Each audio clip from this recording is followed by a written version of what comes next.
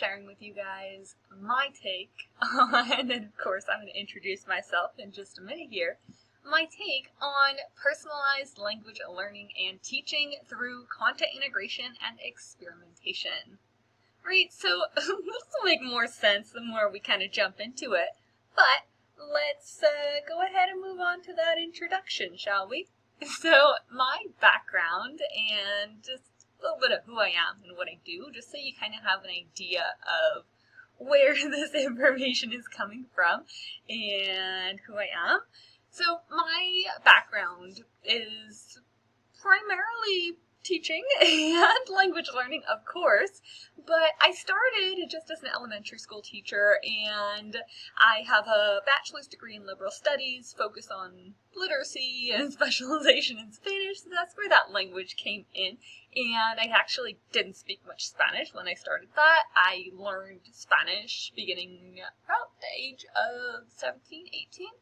And then I became a credentialed teacher. I taught for 4 years in the public education system, and then 2 more years before that, just as like pretty much everything under the sun in the world of education, like classroom assistant. I taught at Balboa Park, and like museums, and so traditional, non-traditional, all of the education, all of the different systems in the States, or at least over here in California.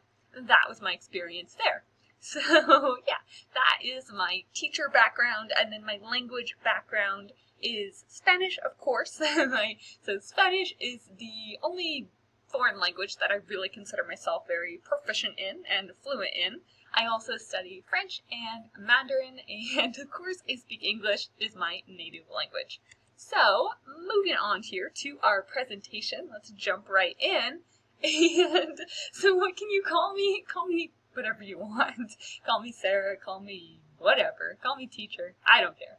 All that matters is what you learn from me and what you learn from the world around you, really. It's not just me. I have just a little bit of information that I'd like to share with you, but really, you're learning from everything all around you. And this is really an important concept to me, and when I learned it, because it means so much more than just like a name. I always wondered, why do I have to call this person this name? Specifically, like with women, calling them Miss, Mrs., Miss, Mrs. And I never could really get behind it. I always just had my students use MS, and it just felt like, men just have one, we can just have one too. And then I gradually just started peeling back those layers of like, well, I don't need all of these, and I don't need my last name. Like, sometimes I use my last name, but sometimes I just say, hey, call me Sarah, call me by my first name. These are high school students, or even when I taught adults, of course, it's a little different, but it begins here. Although this isn't like language in the sense that you might be expecting, especially in Polyglot Conference, but it begins here. It begins with understanding how we use language around us. And this is language. Like using a different prefix for your name, that is language. That is a choice of how you use language, especially when you look at other languages, and how they have it, like in Spanish, you have señora, señorita, and you have a couple, and then you have different languages, and some languages don't even have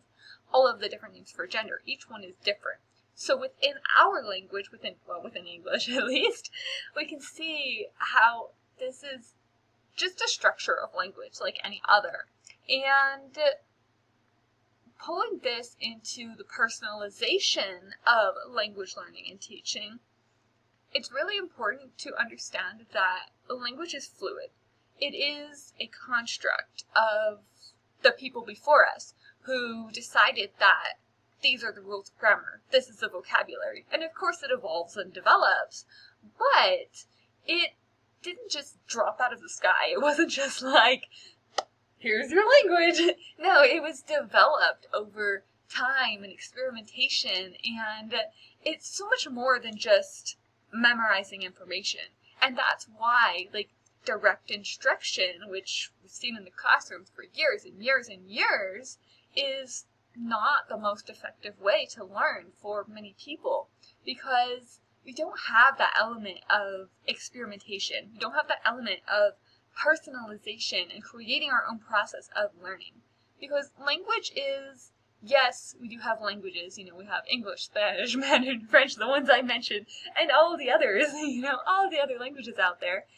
But we also have those languages integrated through everything that we do, through all the subjects we learn, through history, science, math, art, anything. There is language within that. It's only because of language, it's only because of reading, writing, speaking, and listening that we are able to learn those subjects. In school, in anywhere. You pick up a textbook and you have to be able to read in order to get that information into your head. And it's all integrated there. And with that in mind, as we learn those subjects, we are presented with this amazing opportunity to not only use language to learn those subjects, but to use those subjects to learn our language. So what this looks like can be different for anyone, for everyone. It's all, depending on your circumstances and how you like to learn and what you need to learn. But you just as easily as you learn these subjects in school, you can use them to improve your language even further, especially in history and culture. You read in your language, like when I read in Spanish practice, and learning about the culture and history of that language. So it really gets really deep in there. You can do anything with it, but just a little taste, a little bit to get started there. And then looking at modern instruction, because the way that we teach today, and it's changing, of course, it's always changing, but the most common, if I say teacher, classroom, what do you think of in your head? It's probably a person, or a woman, or a man, more women in education, but someone standing in front of the classroom teaching, or rather delivering information, delivering instruction, and kids sitting there listening, taking notes, writing, reading, whatever they need to do. That's one way. That's one way that education can look. And in the traditional sense, that is what it looked like, right? In the schoolhouse, the teacher and chalkboard writing, and the teacher was the sole source of information. All of the information was in that teacher's head, and it made sense to do it that way. But we have so many resources available to us today. We have the internet, we have this presentation, we have tutors online, we have apps, we have everything. And these are somewhat used in the classroom and even in independent studies, but not nearly to the extent that we could be using them to just to improve how well we learn our languages, but also just to improve ourselves as learners and even as teachers. And I think that a part of the reason that this is not as prevalent, that we're not exploring these resources as much as we could, is because it is a bit uncomfortable, right, to go into this, because it's unknown. Anything new can be uncomfortable, and that's fine. It's fine to be uncomfortable, but what's not fine is to say that, oh, I'm not going to do it because it's uncomfortable. In fact, it's actually, when we push into that I don't really know this too well. You go further and further into that you really learn, that you really make discoveries, because everything that was invented, it didn't exist before. Someone said, hey, that's a crazy idea. Hey, that's not going to work. And someone else was so hard-headed that they made it happen. They invented it, and they did it. And language learning is the same way. You have to throw yourself into it, and it's not going to happen just with direct instruction. It's not going to happen for our students if we just say, here's the information, memorize it. We have to really, really, really teach them. And as learners, we have to really experiment with this practice of how does this work? Like, how do I like to learn? Do I like to learn through more reading or more writing or more speaking? And how can I integrate different elements of what I like to do? Like, I like art. How can I bring in more art into my practice? You know, maybe you're learning Japanese and you want to integrate in some of the art and some of the language, or movies, you like to watch anime or anything you want to bring in there, or, you know, bring in some manga, anything, or Chinese, like I'm learning Mandarin. How can I integrate more elements of the things that I like in there? How can I bring in more of my karate, more of the origin of that, and studying the history and all of that and bringing that in? And that's really what it's all about. That is, like, when you get really into that zone of like, this is how I feel like learning and this is what works for me, that's what we need to teach our students. Not just like memorize this and be done. We need to teach them how to actually learn. And with that comes trial and error, of course. It's not always going to work. It's not always going to be easy. It's not going to be easy, you know, most of the time. But that's kind of the beauty of it. Because if it were easy, what would be the value in it? If it were just, okay, memorize this and then be done, we would never get anything new. We would never develop new technology, new resources, new anything. And it is that process, that challenge, that really makes us successful. That, like, when you accomplish something, like when you learn a language and when you start a language from the very beginning and you start going through it and you're like, this doesn't make sense, this all looks so foreign, and then slowly those pieces start to come together. Slowly you start to recognize the words, and I'm thinking of my Mandarin right now, slowly the characters begin to register as words, and you start to understand, like even in my Spanish, you start to hear not just like sounds, you start to not just hear like, you start to hear and recognize it and understand it, and that feeling that you get from that sense of accomplishment, that is motivation to keep going. Like, we're always looking at these as separate items here, as like, how can I get my students to learn, or how can I learn, and how can I motivate, instead of merging the two and saying, well, when I learn, I'm going to be motivated to learn more because of that sense of accomplishment from my own learning.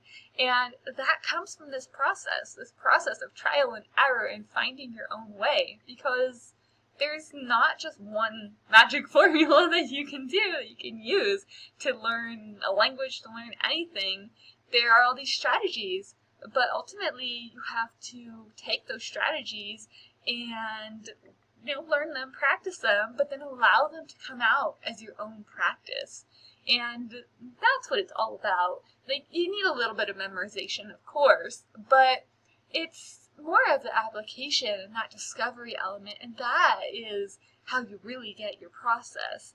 And you know, you start with those basics, you start with the grammar and vocabulary and all of that, but once you actually start speaking and writing, you know, using your language, there is no step-by-step process for it, right? There is no magic like essay writing for you or magic speaking. You have to really just get into it and allow it to come out. You have to trust that everything that you have studied and practiced and memorized up to this point is there for you. That you know that vocabulary, you know that grammar, and even more than that, that you just are the language. You speak the language, you know it. And that just goes above and beyond any process of memorization. Being able to truly just say, okay, I know what I know. I know that there are many, many things out there that I still don't know. Even in my native language, there are words I don't know. There are, you know, I don't know what I don't know. Who knows what else is out there that I don't know. But I know enough to do what I need to do right now. And even when I'm speaking a foreign language, or when I'm speaking my Spanish, I know that I can communicate. I know that I can do this. And I trust that my years of practice are there for me. I trust that it's going to just come out. And that is fluency. Like, fluency is that ability to allow language to flow through you, not to have to think about, how do I want to say this and say this and say this? Because even in our native language, we sometimes do that. And That doesn't necessarily mean that we're not fluent in our native languages. It just means that we're not accessing that fluidity. We're not allowing it to just flow through us in that way. And that's what we achieve, and we can achieve that really at any level. And of course, you need a little bit to get started, decent amount of language and grammar and vocabulary. But once you get there, that is fluency practice. And how we can do that? Well, there are so many resources out there, like an infinite number of resources out there. And when we really think about, okay, how do I learn? Well, I know that the way that I learn, it does have some similarities with other people, but it is me. It is like I have my own background. I have, my own ways that I like to learn, and there's no single other person who is just like me. And this is true for anyone. There are no two students who are exactly the same because we have different goals, right? We have a different background. Or maybe we have one parent who speaks one language and another parent who speaks another language, or where we grow up. Like, I'm in California, and that is my background. And some people, if you grow up in Europe, then you maybe have a background where you speak multiple languages. You're around more languages, so you have that advantage of learning those languages because they're so close together, all of the different countries. And whereas here we have just mostly English, a little bit of Spanish, but your background, and it goes beyond just the languages. Like, it's your school. What school did you go to? Where did you live? What were your values in your family around education? Because all of this affects how you learn. Even things that seem like they're not related to education or learning, those affect how you learn.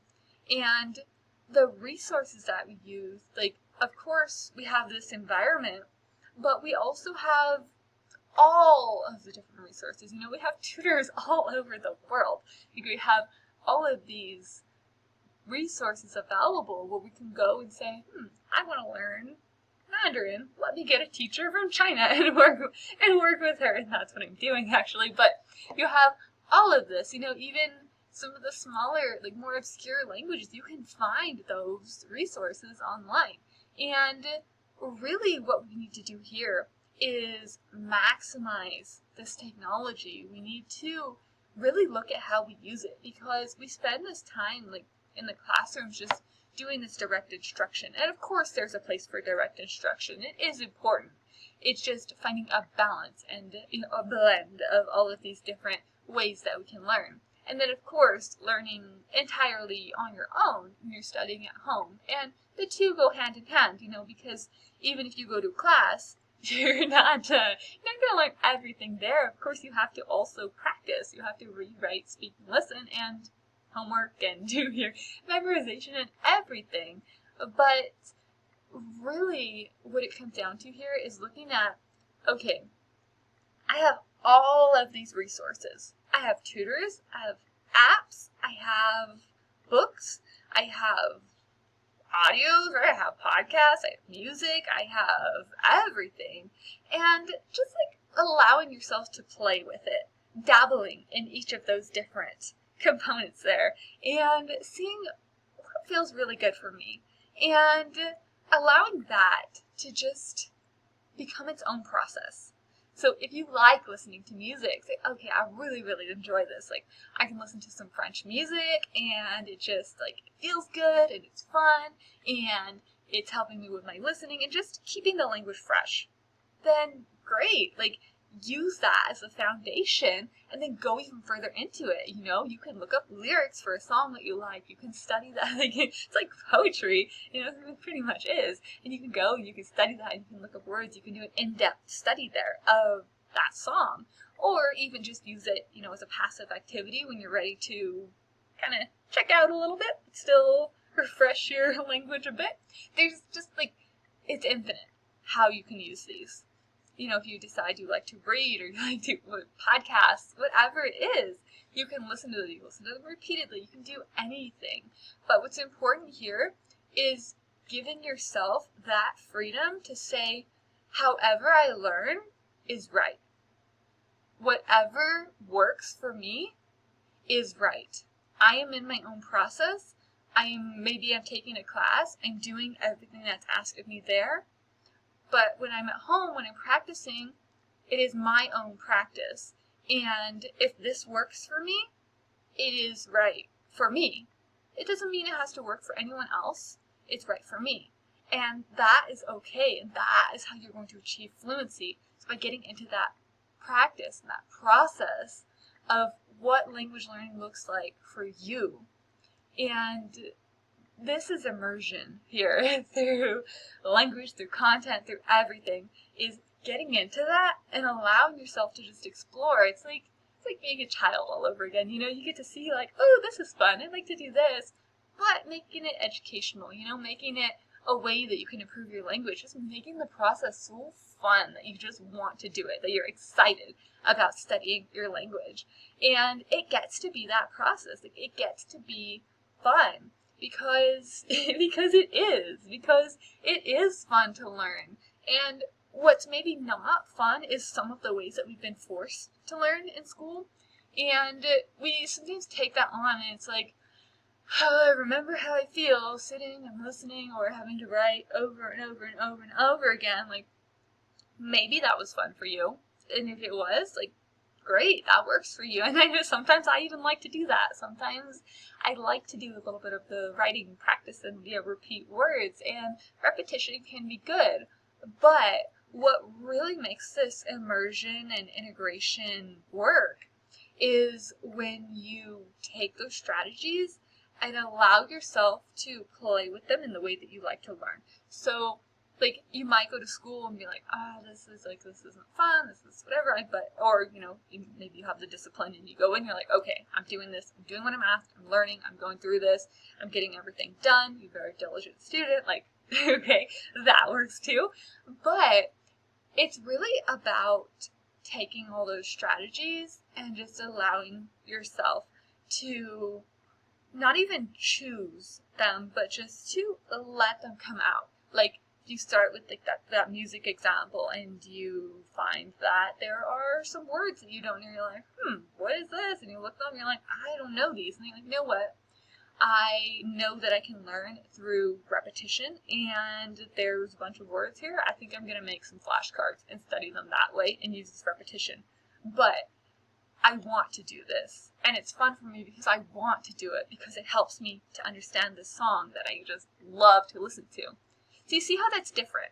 It's different from saying, I'm going to do this, okay, like, yes, teacher, I'm going to write this 5 times, I'm going to read this aloud, I'm going to listen and take notes. Whereas when you have, you know, your song and your flashcards, you're saying, oh man, I want to learn more about this, and following that passion to learn, like saying, oh, I learned this song, where did it come from? How is this author, this songwriter, how is she or he or whoever inspired to write this? Like, what was that person's life like around them? How were they influenced by the world around them? Where did this story come out? And that research, like that, when it comes in that way, that is where true learning happens. That is where we are discovering and developing and creating, and that is true content integration and immersion through language. And that is it. I hope you guys enjoyed this presentation, and if you did, make sure to give this video a thumbs up, of course, and come check out sarahvigil.com for more language learning, everything just like this presentation.